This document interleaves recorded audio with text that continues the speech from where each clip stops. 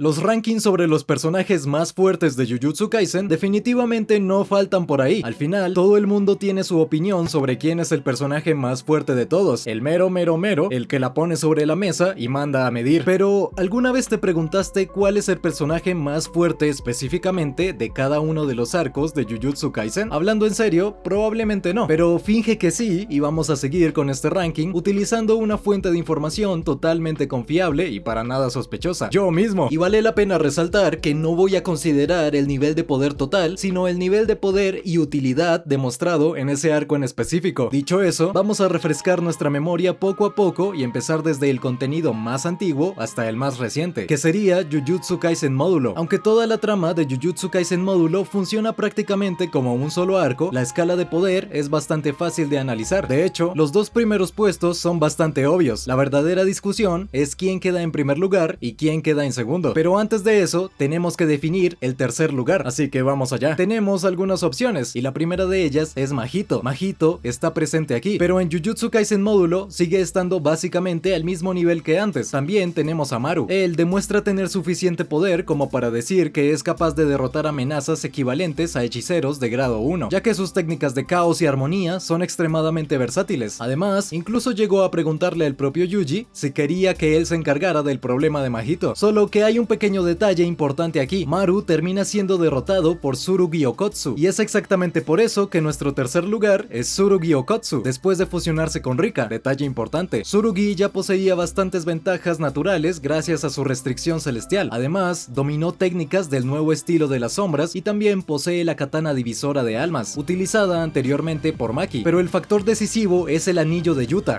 A ver, el anillo que contenía a Rika había acumulado décadas de energía maldita, porque durante toda su vida, Yuta vertió energía maldita en ese anillo. Cuando Tsurugi queda al borde de la muerte durante su pelea contra Maru, Rika interviene, aparece y se fusiona con él. En ese estado de fusión, Tsurugi obtiene acceso a toda esa energía acumulada durante décadas, y aunque no le da el golpe final a Maru por razones emocionales, claramente gana el enfrentamiento. Ahora vamos a hablar de la disputa por el podio. Ya llegamos a los dos primeros puestos, y es aquí donde la escala de poder se vuelve completamente absurda. ¿Quién será el que ocupa el segundo lugar? ¿Yuji o Dabura? En realidad, ya lo sabemos, ¿no? ¿A quién queremos engañar? Obviamente es Dabura, gente, porque Yuji se queda con el primer lugar. Pero eso no significa que Dabura sea débil. Calma, bajen las armas, todo lo contrario. En nuestro segundo lugar, Dabura presenta algunas de las hazañas más impresionantes de toda la historia de Jujutsu Kaisen. Piénsalo, Gojo solo consiguió aprender la técnica maldita inversa después de prácticamente morir a manos de Toji, incluso conociendo la teoría gracias a Shoko. Pero ya sabes cómo es, una cosa es la teoría y otra es la práctica. Dabura, en cambio, ni siquiera conocía esa técnica, y, aún así, consiguió comprenderla con solo observar la espada de la exterminación de Mahoraga. Piensa en el nivel de genialidad que tiene que tener este tipo para hacer algo así. Además, incluso después de que Mahoraga se adaptara a su técnica basada en luz, Dabura siguió presionando. Combina poder físico, velocidad extrema y técnica maldita para seguir luchando a velocidades cercanas a las de la luz. Y todo eso sin que sepamos exactamente qué hacen realmente su técnica maldita principal o su dominio. Dabura ya había demostrado suficiente potencial como para ser considerado uno de los mayores talentos de toda la franquicia, tal vez incluso por encima de Gojo y Sukuna en el futuro, porque imagínate lo que le pasaría si alguien le mostrara alguna grabación de la pelea entre Gojo y Sukuna. Y en primerísimo primer lugar tenemos a Yuji Itadori. Hablando de potencial, tranquilo Megumi, tu momento ya va a llegar. Por fin vamos a hablar de nuestro protagonista, ahora que alcanzó su máximo nivel, a sus 83 años de edad. Sí, está en la flor de la vida, ocupa nuestro primer lugar y es el más fuerte de todos los sentidos posibles. Al final, en su máximo nivel, Yuji domina completamente todas sus técnicas y la escala de sus hazañas es simplemente absurda. Durante su enfrentamiento contra Mahito, por ejemplo, simplemente le corta todos sus dedos, incluida la lengua, y lo hace justo mientras Mahito está usando su expansión de dominio. Poco después, humilla por completo a Mahito preguntándole: ¿siempre fuiste así de débil? Le dio 3 cachetadas en la cara y le dijo que recibiera la paliza calladito. Pero claro, muchos fans todavía discuten si realmente superó a Gojo y Sukuna, aunque desde el punto de vista narrativo y por la forma en la que es representado en la era moderna, sería más sorprendente que no fuera más fuerte que los dos. Vale la pena recordar que su desmantelar produjo un impacto más grande que Tokio y que puede utilizar el destello negro a voluntad, y eso sin contar el poder de su expansión de dominio en ese estado. Es el mejor, ¿qué se le va a hacer? Ahora vamos a retroceder un poco en el tiempo y pasar al arco de la batalla siniestra en Shinjuku. Este arco es la definición perfecta de una pelea contra un ejército entero. Sukuna se enfrenta a una secuencia interminable de adversarios, Para empezar, prácticamente todos los hechiceros relevantes que seguían vivos participaron en este enfrentamiento. Y, para empezar, los dos primeros puestos son prácticamente obvios. La verdadera discusión gira en torno a nuestro tercer lugar. Y una vez más, tenemos varias opciones, empezando por Yuta. Por fin muestra su expansión de dominio en este arco y también utiliza la misma escalera de Jacob que anteriormente le había causado enormes problemas a Sukuna. Después tenemos a Maki. Maki impresiona al esquivar un corte que divide el mundo y su desempeño llama incluso la atención de Sukuna. Luego tenemos a Yuji, que alcanza un nuevo nivel. Ahora puede utilizar prácticamente todas sus técnicas: manipulación de sangre, técnica maldita inversa, su propia expansión de dominio y, además, conecta 9 destellos negros contra Sukuna, 6 de ellos consecutivos. También tenemos a Kenjaku y Takaba. Los dos protagonizaron una de las peleas más memorables de la obra, quedando solamente por detrás de Sukuna contra Gojo. Pero es que no hay forma de competir. Estoy intentando organizar una pelea entre un bebé tosiendo y una bomba de hidrógeno. Después tenemos a Aoi Todo, que también merece una mención, porque su Boogie Woogie fue esencial para permitir que eliminara a Kenjaku. Más adelante también participa en la batalla contra Sukuna. Pero ¿quién no participa? Pero ninguno de ellos ocupa el tercer lugar, ni Miguel, ni Kusakabe, ni Higuruma. Nuestro tercer lugar es para Kashimo, con su técnica Bestia Mítica Ámbar. Esta elección es medio polémica, lo sé. Ya te dije que bajaras las armas, principalmente porque es derrotado muy rápido, pero es importante que analicemos el contexto. Kashimo guardó esta técnica suicida de un solo uso durante toda su vida, específicamente para enfrentarse a quién, al más fuerte, que es Sukuna. En esta forma, su cuerpo trasciende los límites humanos. Durante un breve periodo de tiempo, es capaz de manifestar cualquier fenómeno que pueda producir la electricidad. Esto incluye el aumento de la velocidad de procesamiento cerebral, el aumento de la agilidad, la aceleración de ondas sonoras, la manipulación de frecuencias y la emisión de ondas electromagnéticas capaces de vaporizar objetos. Pero, ¿por qué esto lo coloca por encima de Yuta y Kenjaku, por ejemplo? Bueno, primero vamos a mirar a Kenjaku. Cuando Kenjaku visita a Kashimo siglos atrás, el propio Kashimo menciona que le gustaría haber peleado contra él, pero Kenjaku nunca demuestra interés en aceptar ese desafío. Además, durante el arco de la batalla siniestra en Shinjuku, Kenjaku no llega a mostrar todo el poder de su arsenal. También pasa la mayor parte del tiempo involucrado en la pelea contra Takaba. Dentro del contexto específico de este arco, Kashimo termina demostrando más. Pero, ¿qué pasa con Yuta? Bueno, Kashimo se enfrenta a una versión de Sukuna con más energía y una mayor producción de poder que aquella a la que se enfrentó Yuta. Además, pelea solo, sin apoyo, sin intercambio de cuerpos, sin refuerzos, sin nada. Incluso obliga a Sukuna a asumir su forma completa de la era Heian, estando completamente solo. Y cuando Sukuna se da cuenta del peligro que representa la bestia mítica ámbar, decide terminar inmediatamente con la pelea utilizando una gigantesca red de desmantelar. Ahora surge una pregunta interesante: ¿qué pasa con Yuta con el cuerpo de Gojo? ¿No debería ser más fuerte? Al final puede utilizar el vacío púrpura y bueno, el narrador deja esta cuestión abierta. Por un lado, Yuta no demuestra en el cuerpo de Gojo un poder igual al que poseía el propio Gojo, porque el cuerpo es suyo, obviamente. Por otro lado, Kashimo todavía posee un antiguo método antidominio conocido como la canasta de mimbre hueca, y es una discusión que no tiene respuesta, al menos hasta la fecha de este video. Y en segundo lugar, lo tenemos a él, Satoru Gojo. Él demuestra exactamente por qué es llamado el ser más fuerte de la era moderna. Gojo consigue enfrentarse al santuario malevolente de Sukuna utilizando su expansión de dominio con una barrera cerrada, algo que parecía imposible. Incluso después de que Mahoraga se adaptara al infinito, Gojo todavía consigue derrotar tanto a Mahoraga como a Sukuna utilizando el vacío púrpura. Solo que hay otro pequeño problema: Gojo pierde, fue derrotado, murió. La verdad es que muchos argumentan que fue tomado por sorpresa por el corte que corta el mundo, un ataque que tal vez podría haber esquivado si hubiera sabido completamente cómo funcionaba. Pero el propio Gojo afirma durante el más allá que no está seguro de si habría podido derrotar a Sukuna, incluso sin la técnica de las 10 sombras. Y en primer lugar, obviamente, tenemos a Sukuna, el hechicero más fuerte de la historia. Derrotó a Gojo, derrotó a Kashimo, Higuruma, Yuta, Maki, Yuji, Todo y prácticamente a todos los principales combatientes restantes. Incluso Yuta, utilizando el cuerpo de Gojo, entra en la lista de adversarios a los que se enfrentó. Al final, solo necesitaron la ayuda de Todo, la intervención de Nobara, los destellos negros de Yuji y múltiples planes simultáneos para finalmente poder derrotarlo. Literalmente todo y un poco más. Y cuando digo todo, es todo, todito, con un poquito más, solo para estar seguros, dentro de este gran juego que organizaron para derrotarlo. Y hablando de juegos, vamos a retroceder un poquito más para hablar del arco del juego del sacrificio. Es aquí donde la escala de poder explota por completo. Tenemos una batalla campal entre múltiples colonias y tantas peleas de alto nivel que elegir solamente a 3 personajes es bastante difícil. La competencia es absurda, pero vamos a intentarlo de todas formas, aunque tengamos por lo menos a 6 personajes que podrían reclamar el tercer lugar. Y vamos a empezar otra vez con Kashimo, el dios del rayo. Llevó a Hakari hasta el límite mientras se guardaba su última última carta bajo la manga, que es, nuevamente, la bestia mítica ámbar. Después tenemos al propio Hakari, que gracias al jackpot se vuelve prácticamente inmortal durante 4 minutos y 11 segundos. Luego tenemos a Yuta, que prácticamente derrotó él solo a toda la colonia de Sendai, y eso incluye a oponentes como Takako Uro, de la era Heian, capitana del Escuadrón del Sol, Luna y Estrellas, Ryu, el poseedor de la mayor producción de energía maldita de la historia, Drew Black Dawala y la maldición de grado especial, Kurourushi. Después tenemos a Maki y Zenin, completó su restricción celestial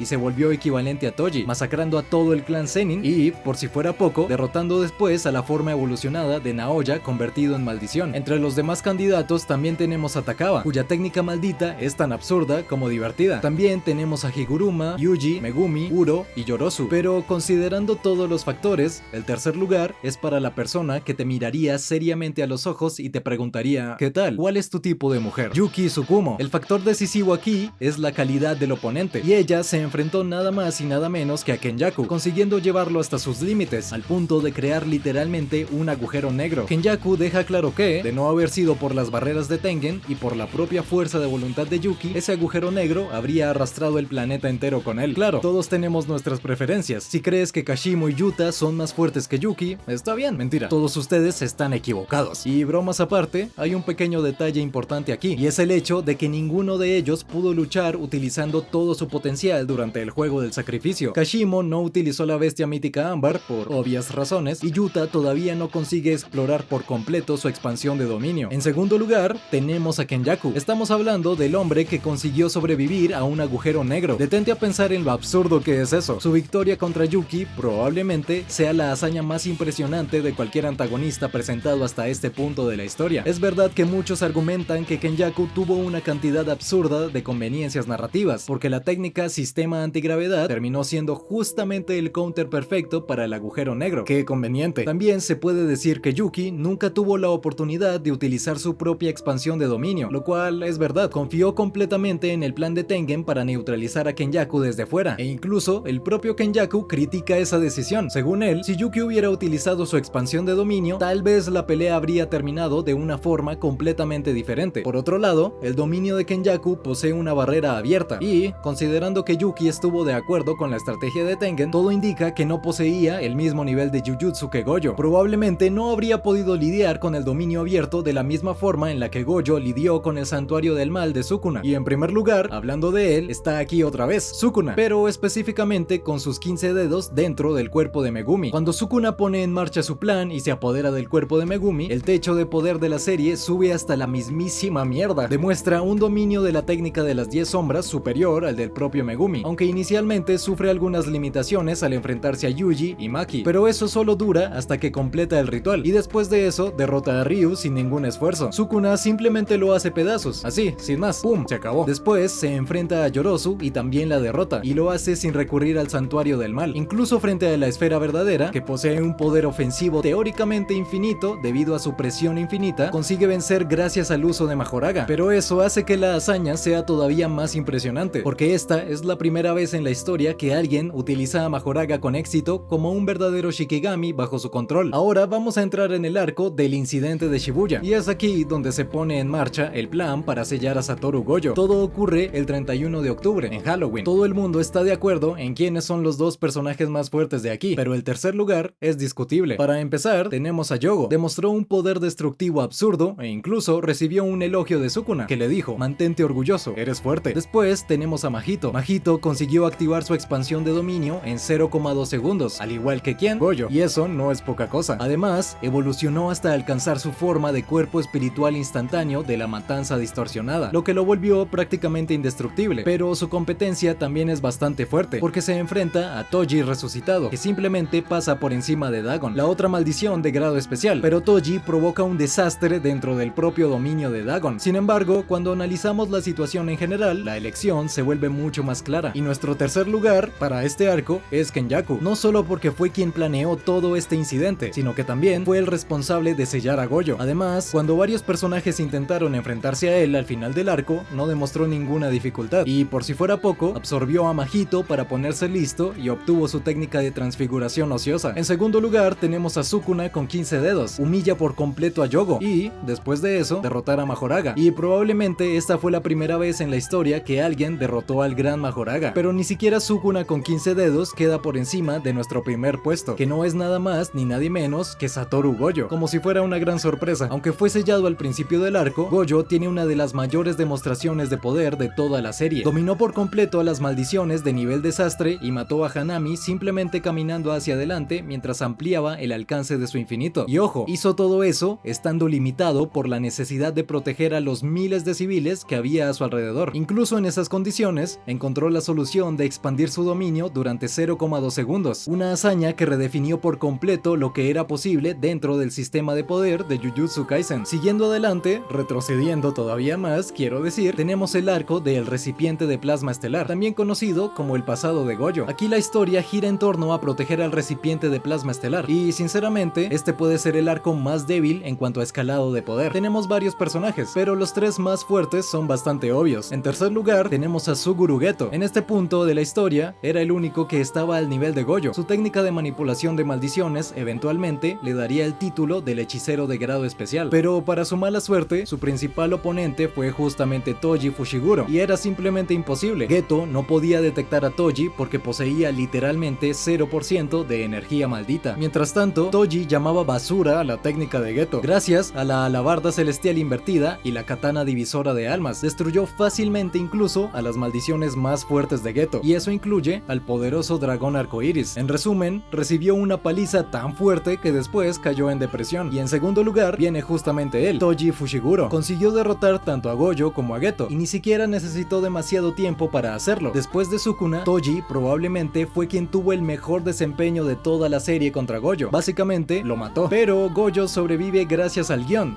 quiero decir, gracias al despertar de la técnica maldita inversa, que por fin se puso las pilas y logró entender. Y en primer lugar tenemos nuevamente a Gojo, pero Gojo despierto. Ahora puede utilizar la rotación inversa, resplandor rojo y la imaginaria púrpura, y fue justamente con la imaginaria púrpura que abrió un agujero en el cuerpo de Toji. Y la parte más absurda es que no había absolutamente nada que Toji pudiera hacer contra esta nueva versión de Gojo. Gojo estaba en un viaje mental muy loco, lanzando el discurso no jutsu de que era el más honrado, que era lo máximo, que era Dios en el cielo y Gojo en la tierra, que entre el cielo y la tierra él era el único honrado. Entonces, así, atraviesa a Toji con un vacío púrpura y se acabó. Fin de la pelea, lo mató. Ahora vamos al siguiente arco, que es el arco del origen de la obediencia, también conocido como el arco de la pintura de la muerte. Recordemos que Yuji, Megumi y Nobara todavía son ese clásico trío shonen. Investigan una serie de muertes misteriosas en la antigua escuela secundaria de Megumi, y eso lo pone cara a cara contra dos de los úteros malditos, pinturas de la muerte, eso y Kechisu. Yuji y Nobara se enfrentan juntos a los dos. Su manipulación de sangre es algo extremadamente problemático. Además, ambos poseen una resistencia absurda. Eso sobrevive a múltiples activaciones de la resonancia de Nobara, y Kechisu soporta una secuencia de golpes de Yuji imbuidos con energía maldita. Pero lo que realmente hace que esto sea peligroso es la combinación de los dos. Cuando evaluamos su combinación, son muy fuertes, pero individualmente ninguno de ellos entraría en el top 3, y es justamente por eso que nuestro tercer lugar es Yuji. Masacró a Kechisu con una secuencia de golpes recubiertos de energía maldita, y también conectó un destello negro contra eso que le arrancaba por completo el brazo derecho. Además, demuestra una resistencia impresionante. Por ejemplo, consigue soportar los efectos de descomposición causados por la técnica de putrefacción de eso. Pero entonces surge una pregunta: si Yuji hizo todo eso y fue tan mero,